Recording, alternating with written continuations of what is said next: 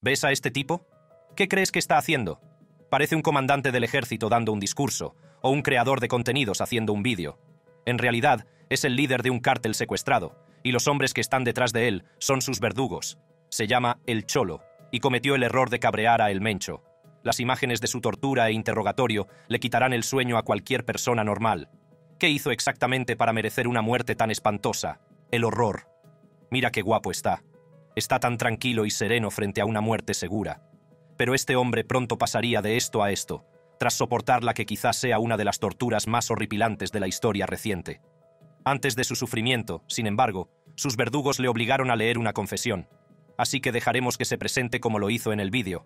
Mi nombre es Carlos Enrique Sánchez Martínez, alias El Cholo, originario de Guadalajara, Jalisco.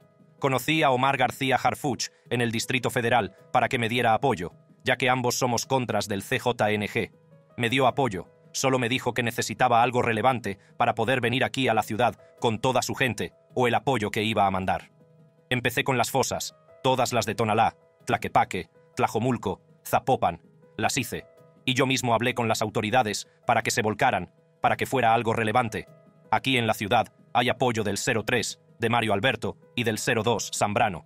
También ordené lanzar la granada al lado mexicano. Mandé a Marino a matar a las 12 personas, lo que pasó hace poco en Tonalá, en la colonia La Jauja. El Cholo terminó su mensaje con una advertencia. Todos los que aún queden apoyándome, es mejor que por su propio bien empiecen a cuidar a sus familias para que no terminen como yo. La última parte de ese mensaje suele ser la razón crucial por la que a los cárteles les encanta hacer alarde de su brutalidad, infundir miedo en los corazones de los rivales y del público en general. Esto ha ocurrido durante décadas, y hay varios casos en los que estas muestras de barbarie y puro terror se utilizaron para mantener a raya a los enemigos de los cárteles. Los detalles son escalofriantes. Las calles de México no conocían la paz, solo la violencia. Cuerpos en congeladores, cabezas rodando por las pistas de baile, así es, y hombres colgando de puentes.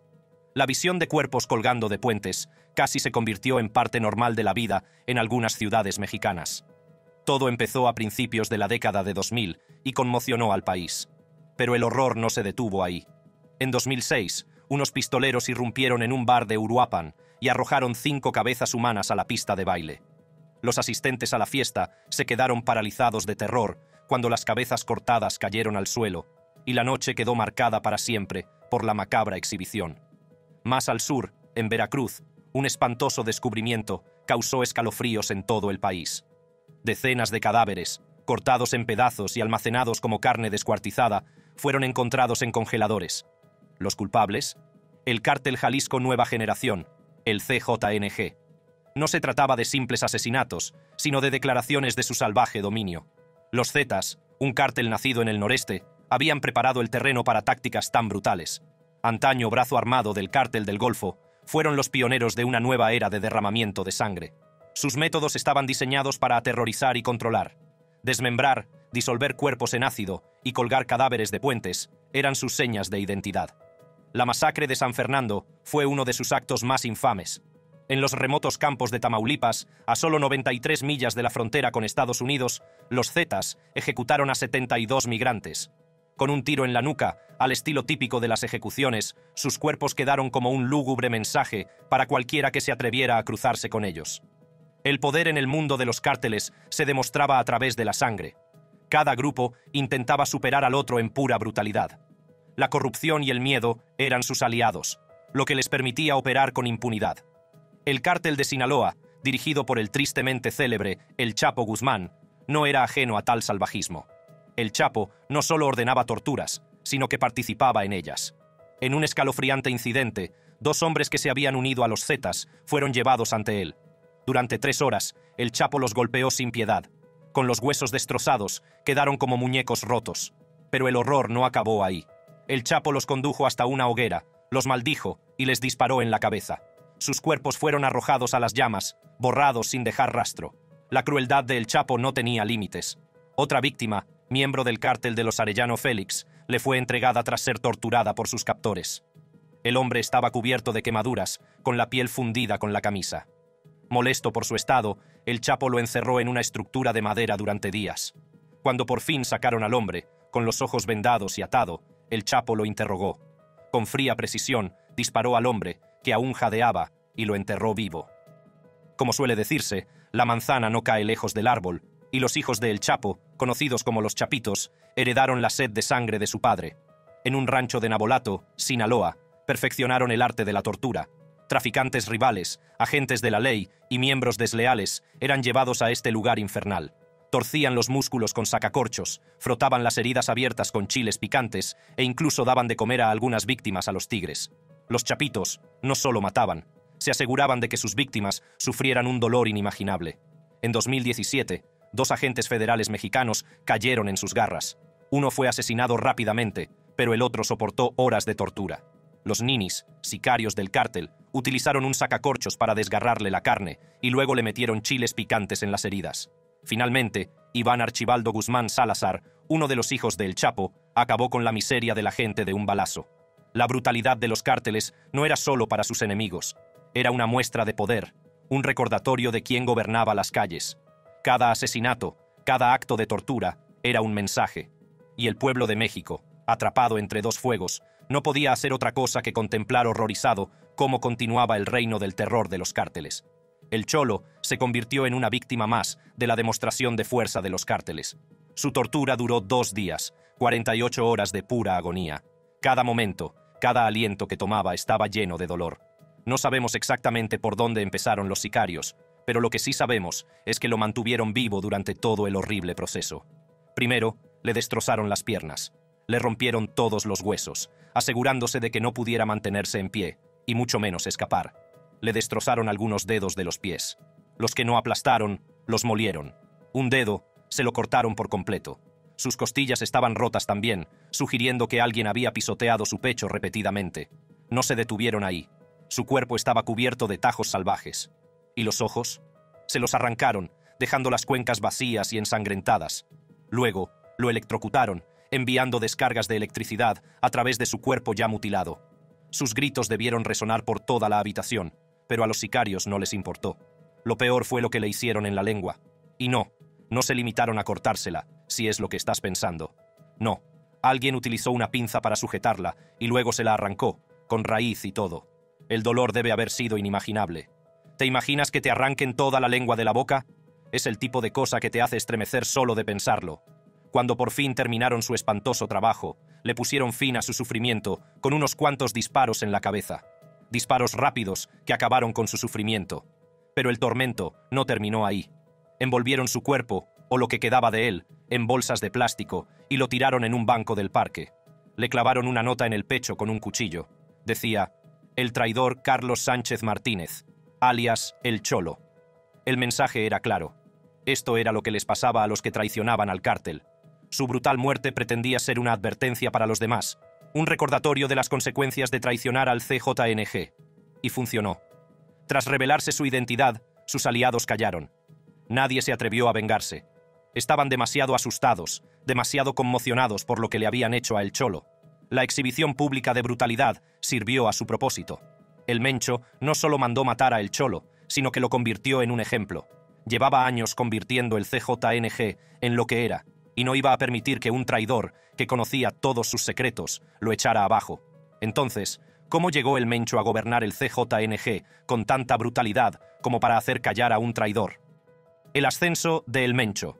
Nemesio Rubén Oseguera Cervantes, más conocido como El Mencho, es uno de los hombres más temidos del mundo. Líder del cártel Jalisco Nueva Generación, CJNG. Es el hombre más buscado de México y uno de los criminales más buscados en EUU. Los gobiernos han puesto recompensas multimillonarias por su cabeza, con la esperanza de que alguien les lleve hasta este escurridizo capo de la droga. Los delitos de El Mencho son infinitos: tráfico de drogas, crimen organizado y tenencia de armas de fuego. Es el cerebro de las operaciones mundiales de narcotráfico, y bajo su mandato, el CJNG ascendió al poder, convirtiéndose en una de las organizaciones criminales más despiadadas de México. Nacido en la pobreza en México, los primeros años de vida de El Mencho fueron una lucha. Cultivó aguacates y abandonó la escuela primaria antes de colarse en Estados Unidos en la década de 1980. Tras múltiples detenciones, fue deportado a México a principios de la década de 1990. Se unió al cártel del Milenio y escaló posiciones hasta fundar el CJNG tras la caída de muchos de sus jefes. El Mencho es famoso por su agresivo liderazgo y sus escandalosos actos de violencia. Sus ataques a bandas rivales y a las fuerzas de seguridad mexicanas han atraído la atención del gobierno y han desencadenado una incesante persecución. Las autoridades creen que se esconde en zonas remotas de Jalisco, Michoacán, Nayarit o Colima, protegido por mercenarios con formación militar. A diferencia de otros capos de la droga como el Chapo, el Mencho vive modestamente para evitar ser detectado, pero este perfil bajo no lo hace menos brutal. En 2011, el CJNG declaró la guerra a todos los demás cárteles mexicanos con el objetivo de controlar Guadalajara. A mediados de verano, parecían reunirse con sus antiguos socios del cártel de Sinaloa. Para contrarrestar a los Zetas en Jalisco, el cártel de Sinaloa se alió con el CJNG. Esta coalición no se trataba solo de negocios, era una campaña sangrienta para dominar el submundo criminal de México. El 20 de septiembre de 2011, 2 camiones con 35 cadáveres fueron encontrados cerca de un centro comercial en Boca del Río, Veracruz.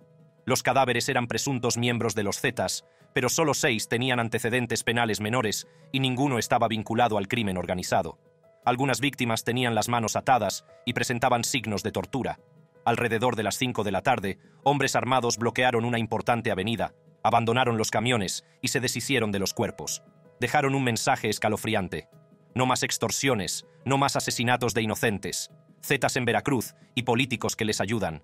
Esto les va a pasar a ustedes, o podemos dispararles como hicimos antes. Pueblo de Veracruz, no se dejen extorsionar, no paguen por protección. Esto es lo que les pasa a los Zetas que siguen operando aquí. Este territorio tiene un nuevo dueño.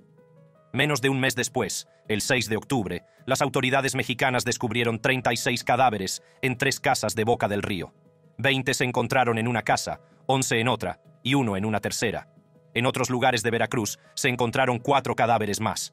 El Procurador General de Justicia del Estado dimitió debido a la violencia, y al día siguiente se descubrieron 10 cadáveres más en toda la ciudad. El 7 de octubre, el CJNG reivindicó 67 asesinatos en Veracruz. Para el 9 de octubre, el Estado informaba de 100 asesinatos en solo 18 días. El gobierno federal respondió con una operación militar denominada Operación Veracruz Seguro, pero la violencia no cesó. El 8 de octubre se encontraron 7 cadáveres en el interior de un Ford Lobo en Veracruz.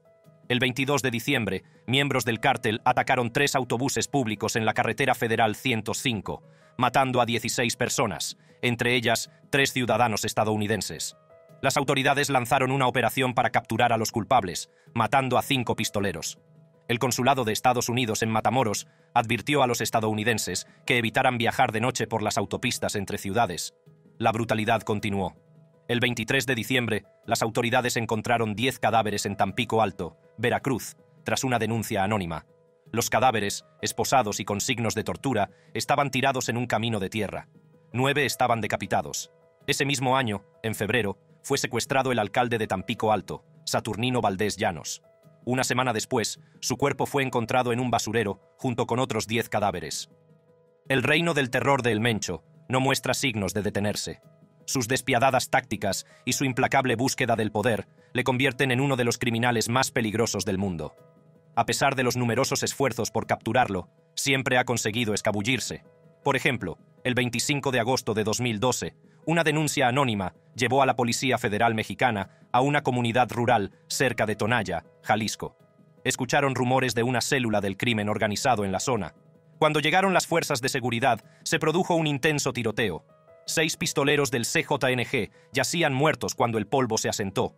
Los primeros informes afirmaban que el Mencho, el escurridizo líder del cártel Jalisco Nueva Generación, había sido capturado. El gobierno mexicano desmintió rápidamente estas afirmaciones. El Mencho seguía libre. El CJNG no se tomó la noticia a la ligera.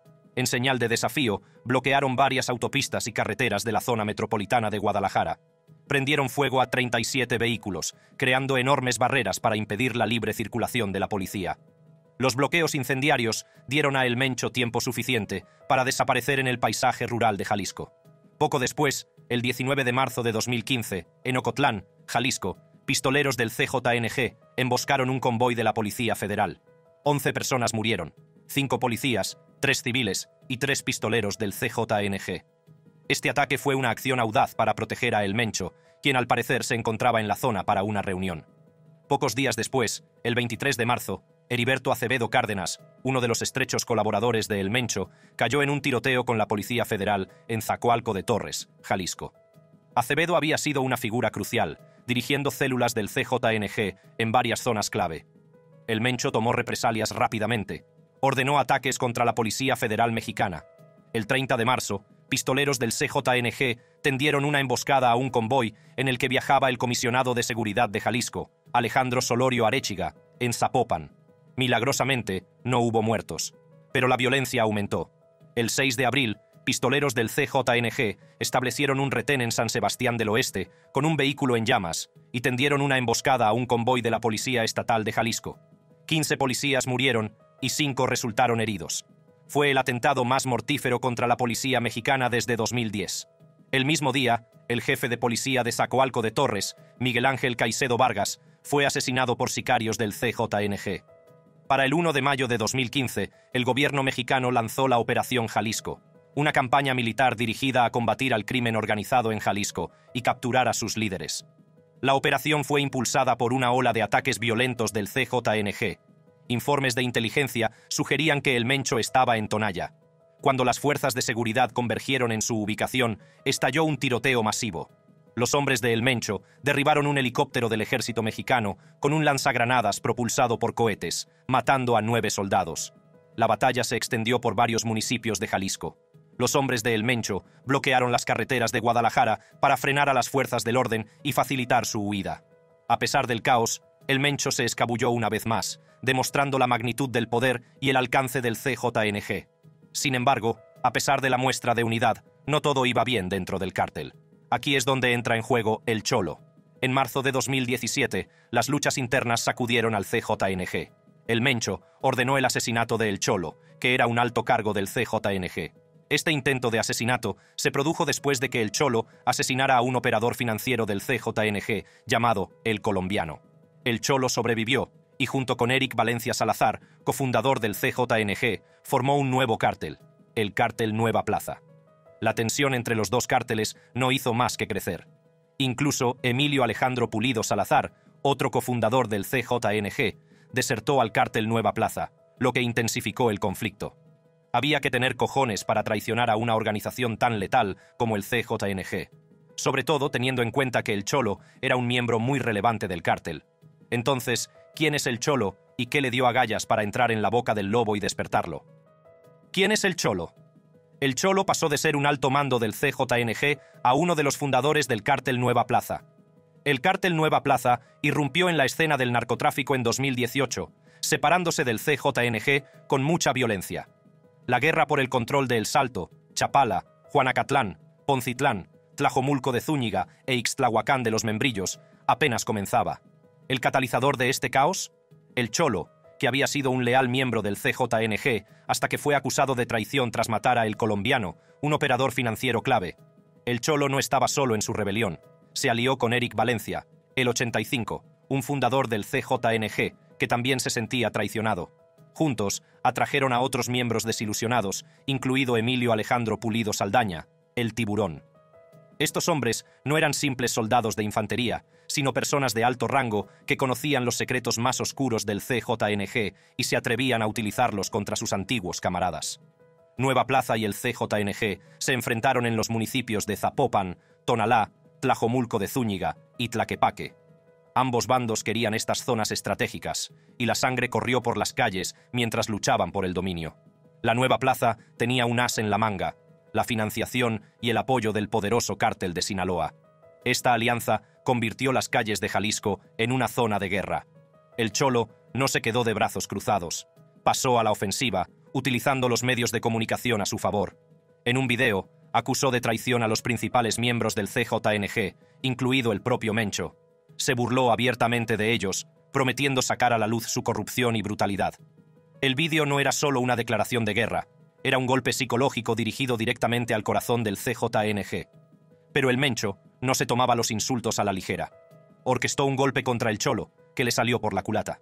El cártel Nueva Plaza tomó represalias y asesinó al jefe del escuadrón del CJNG, enviado para acabar con el Cholo.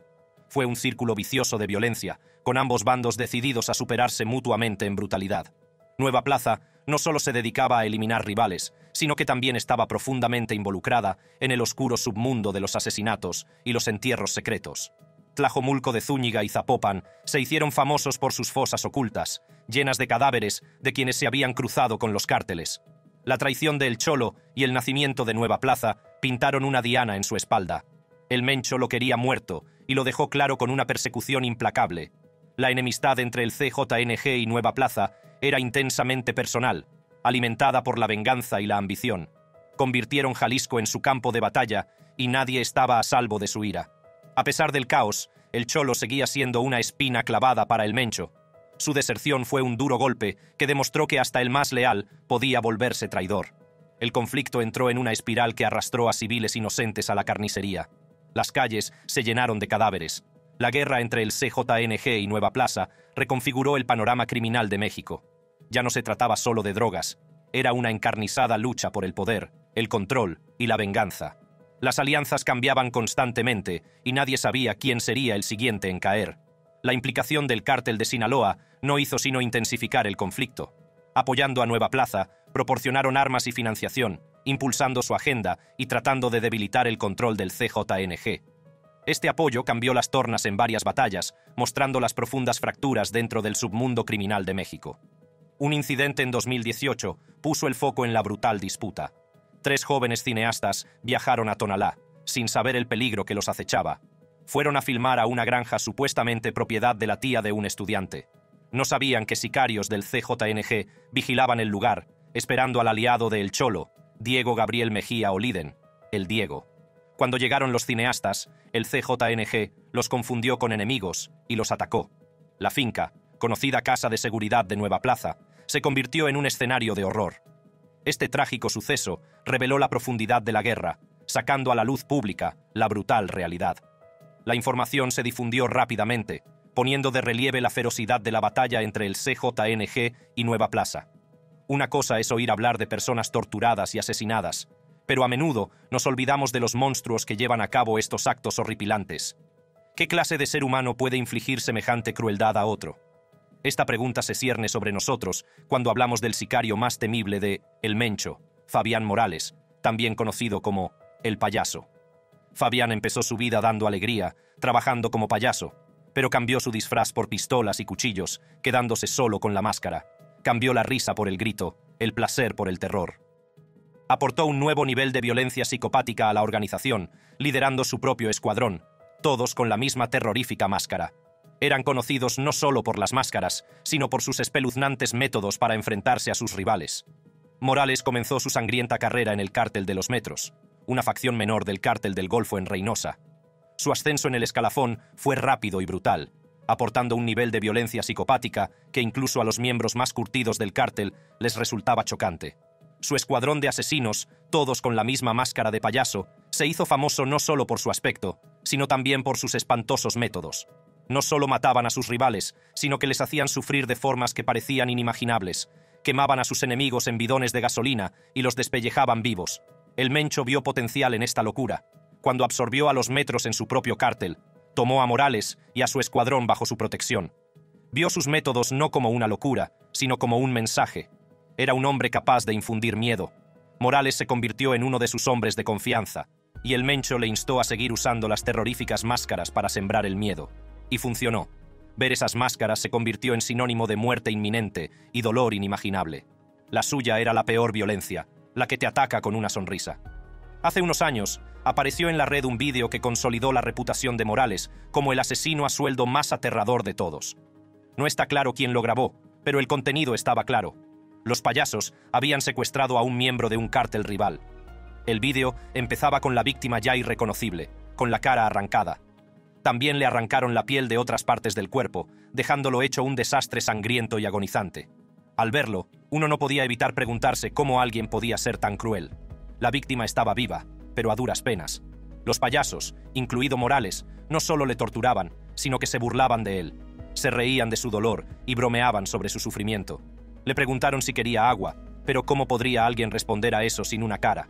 Se burlaban de él, preguntándole si sabía quiénes eran, como si eso importara en esos últimos y tortuosos momentos.